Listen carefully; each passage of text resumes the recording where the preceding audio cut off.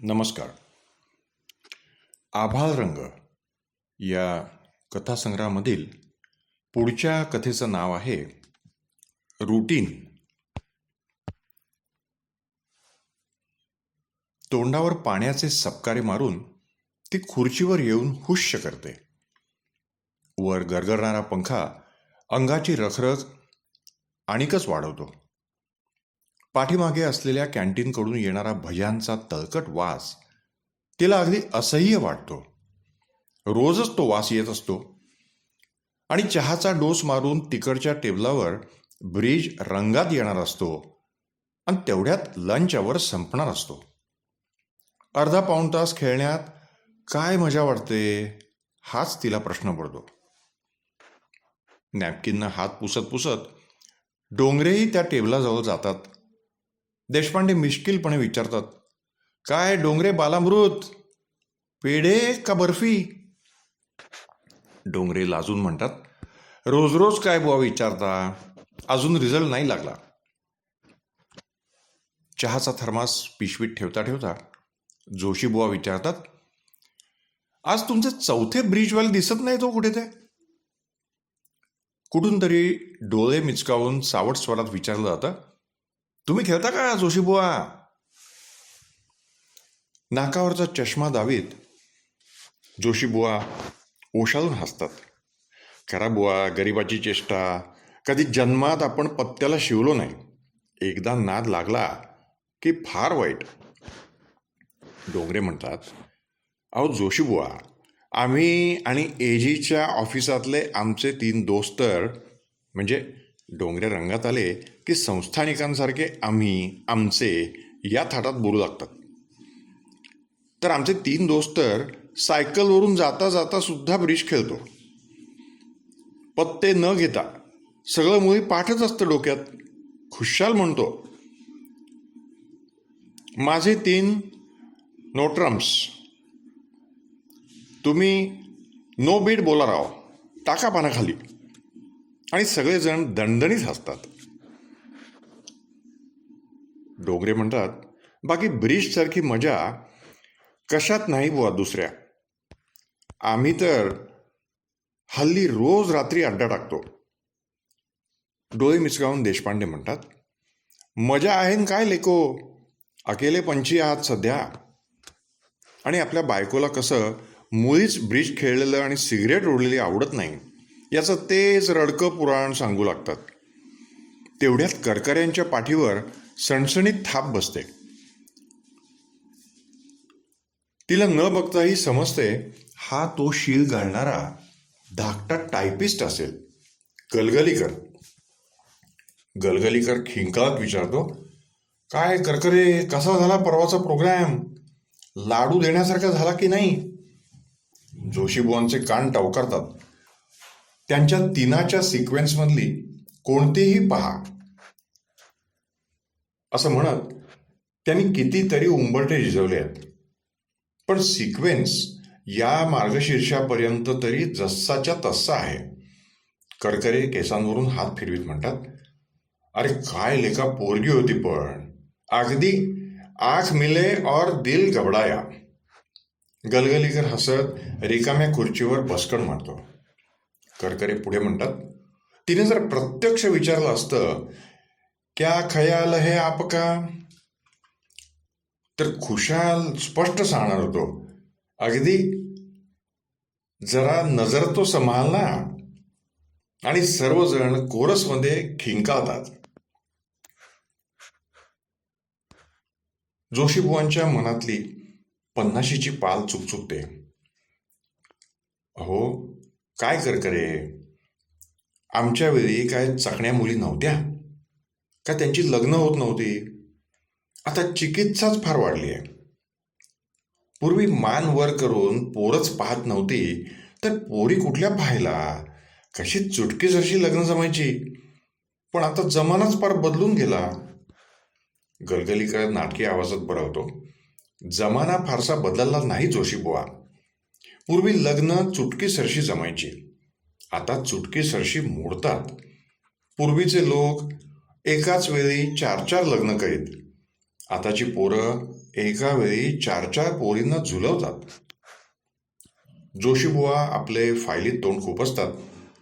त्यांना वाटू लागतं रात्रीच्या क्लबात ख्रिश्चन पोरींच्या कमरेभोवती हात टाकून आपला सालस मधू नाचू लागेल आणि आपण सोहळ्यात पूजा करीत असताना बायको पाणीपुरीचा नैवेद्य ठेवून चक्क आपले चुंबन घेईल. एवढाही जमाना बदलणं काही अशक्य नाही. साप निघाल्यावर आस्तिक आस्तिक पुटपुटतात, तसं काहीतरी पुटपुटावंसं त्यांना वाटतं. ओशाळून ते धोत्राच्या सोग्याने चष्मा पुसतात आणि पुन्हा फायलीत तोंड खुपसतात. सँडल्स फरफटावीत पॅन्टच्या खिशात हात घालून मग एक एक जण पांगू लागतो. पिऊन शिंदे देखील तंबाखूची गोळी चगळीत चगळीत स्टुलावर गुडुप्प बसून राहतो. तिला कसं एकदम थंड थंड वाटतं. चाटळ कुठले, लंच आवरमध्ये नुसता ऊत येतो ह्यांच्या चाटळपणाला. मागे ती आणि तो मद्रासी ऑफिसर जरा कुठे गप्पा मारायची. बरोबर कॅन्टीनमध्ये जायची. तिला ठाऊक होतं येता जाता कितीदा तरी तिला मद्रासी अम्मा म्हटलं जायचं. जसं काही तिला ऐकूच येत नव्हतं. तिला वाटतं बरं झालं त्या मद्राशाशी लग्न केलं नाही ते, नाहीतर कायम तिला या मूर्खांनी मद्रासी अम्मा म्हटलं असतं. नाहीतरी तो मद्रासी हेल काढून हेंगाडे इंग्लिश बोलणारा ऑफिसर इतका काही तिला आवडत नव्हता, पण तो तिच्याशी खूप मोकळेपणानं बोलायचा. तसं पाहिलं तर कॉलेजातला तो फिजिक्सचा लेक्चरर तिला फार आवडायचा, पण ते वेगळं. आणि इंटरला असताना कोण बरं तो, मला नावसुद्धा चटकन आठवत नाही, तो डिफिकल्टीज विचारायला यायचा, कुरळ्या केसांचा. पण तेव्हा मुळे तिला लग्नच करायचं नव्हतं. जन्मभर मिस शास्त्री राहून तिला खूप खूप शिकायचं होतं. आणि अचानक तिला मुलांनी दिलेला फिशपॉन्ड आठवतो. सगळी मुलं तेव्हापासून तिला शास्त्रीबुवा म्हणत. या क्षणी तरी आपण मिसेस टिपणीस आहोत. तिला स्वतःचाच क्षणभर हेवा वाटतो.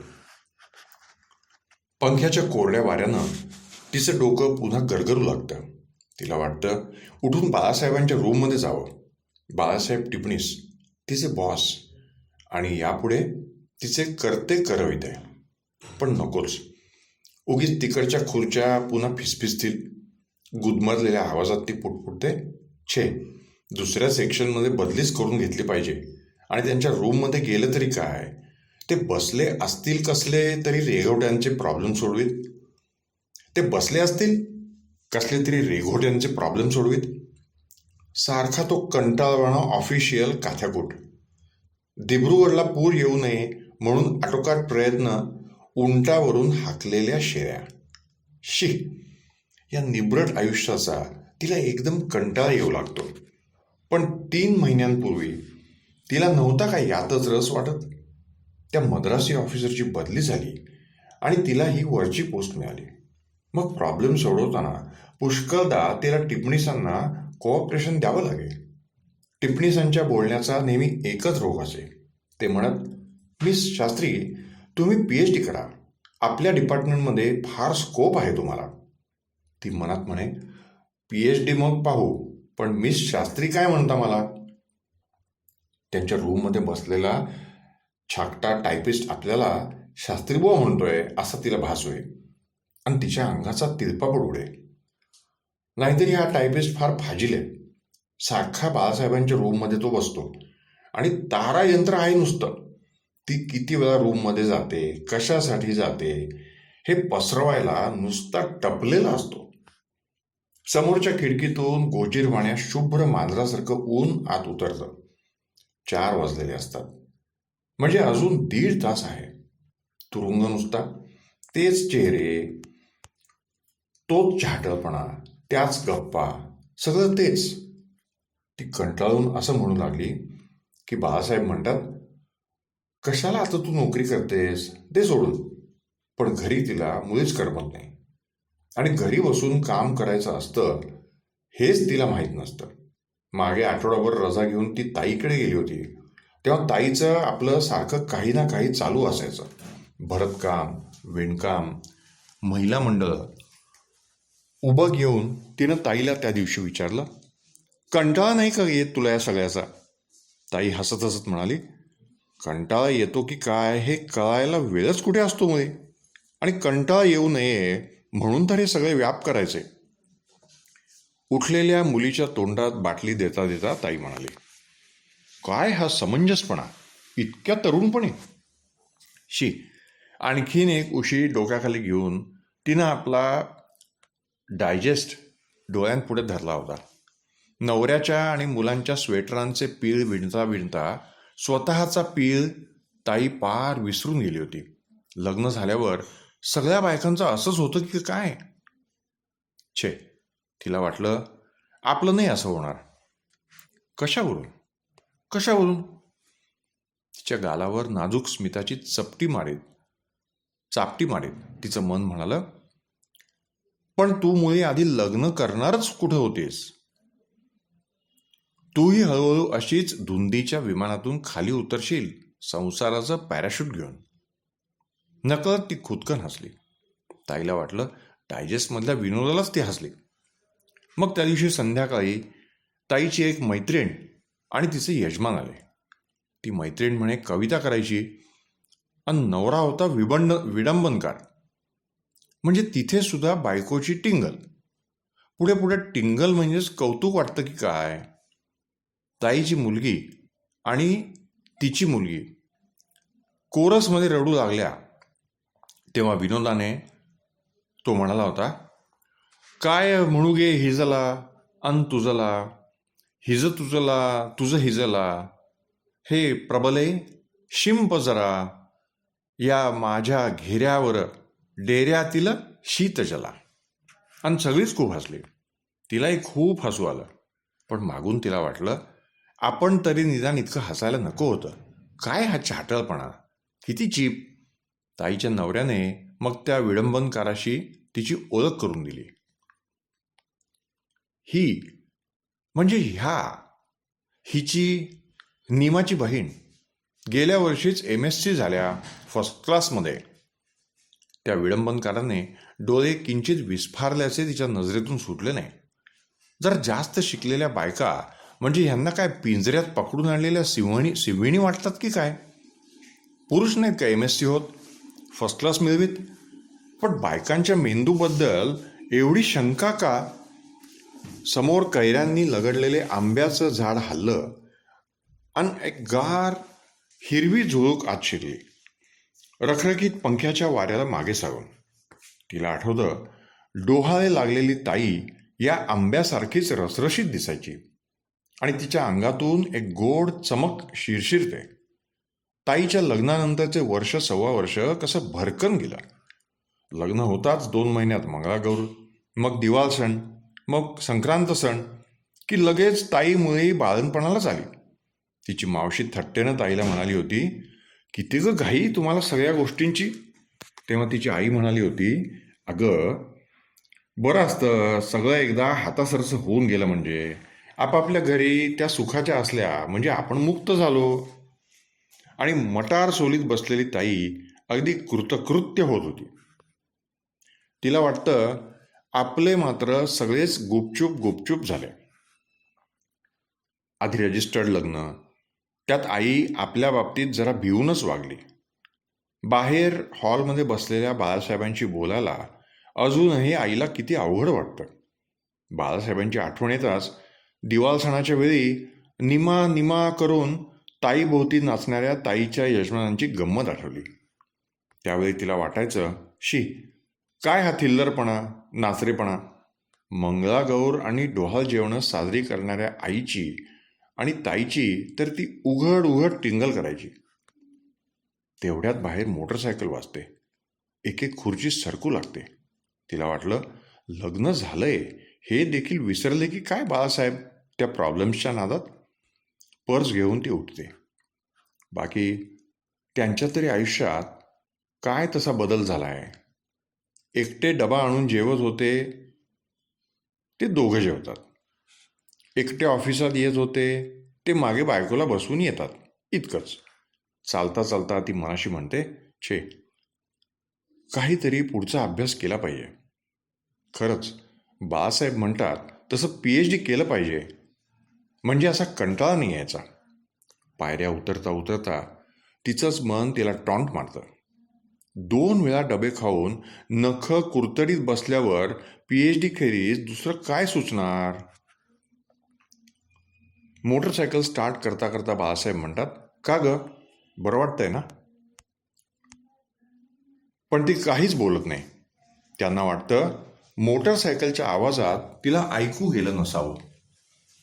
त्यांच्या पाठीवर हात ठेवता ठेवता सावरून बसत ती कुजबुजते, पार्ककडे घ्या, जरा बसूया.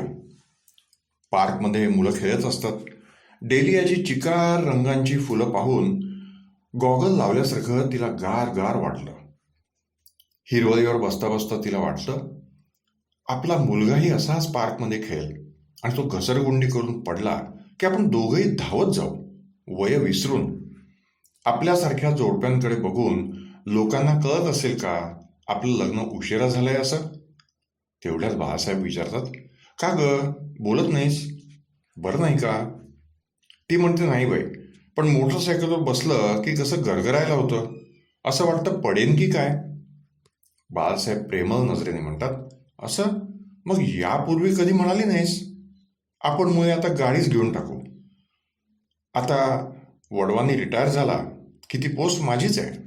मग काय, आपल्या संसारात एक कार मेंटेन करणं सहज शक्य होईल. तिला वाटलं पुन्हा तेच विषय. पार्कमध्ये आलं तरी तेच पगारवाढ, इन्क्रिमेंट्स, गुबगुबीत स्केल्स असलेली डनलोपिलो नोकरी, सरदारजींची अल्सेशियन वशिलेबाजी, लाच खाणारा लठ्ठ सिंधी बॉस, सुटलेल्या पोटाचा, ओषट, ओघळलेल्या गालांचा, तुळतुळीत कणकेच्या गोळ्यासारखा. वाटायचं त्याच्या दंडात पेरभर बोट खुपसलं जाईल. तिच्या कामात तो नेहमीच चुका काढायचा, उगाचच. वाटायचं फुग्यासारख्या या फुसफुशीत शरीरातली सगळी हवा काढून घेतली तर हा किती केविलवाणा दिसेल, नाही? ती एकदम बाळासाहेबांकडे पाहते. तिला वाटतं आणखी 5-6 वर्षात बाळासाहेब असेच दिसतील आणि तिला सगळ्याची शिसारी येते. तेवढ्यात बाळासाहेब म्हणतात, चला काहीतरी खाऊया. ती यांत्रिकपणे त्यांच्या मागोमाग चालू लागते. मेनू कार्ड चालता चालता तिच्या जिभेला चळचळून पाणी सुटतं आणि हातघाईवर आल्यासारखी ती बाळासाहेबांना म्हणते, आपण आईस्क्रीम खाऊया का? कोणचं? पोक्त स्वरात शंकेखोरपणे ते म्हणतात, कोणचं कशाला? फूड पॉयझनिंगचं सारखं पेपरमध्ये येत असतं. दुसरं काहीतरी खाऊया की. पण पुन्हा हेकेखोरपणे ती म्हणते, नेहमी असं फूड पॉयझनिंग व्हायला लागलं तर काही खायलाच नको. आणि ती चापून आईस्क्रीम खाते. घरापाशी मोटरसायकलवरून उतरताना तिला चांगलंच गरगरू लागतं. ती कशी बशी बाथरूमकडे धावते आणि तिला सणसणीत ओकारी होते. बाळासाहेबांचा घाबरा झालेला जीव आणि एवढासा चेहरा पाहून तिला अगदी कृतकृत्य वाटतं. मोरावल्याची बशी टिपॉयवर ठेवून जाताना म्हाताऱ्या मोलकर्णीचे सुरकुतलेलं हसू देखील तिला भलतंच रोमॅन्टिक वाटतं. कॉटवर तिचा हात दाबीत बाळासाहेब म्हणतात, उगीच सुमा, ते कोणचं आईस्क्रीम खाल्लंस? मी सांगत नव्हतो. सुमा लग्न झाल्याबरोबर ती बाळासाहेबांना म्हणाली होती, सुमती नको, सुमाच छान वाटतं, मला फार फार आवडतं.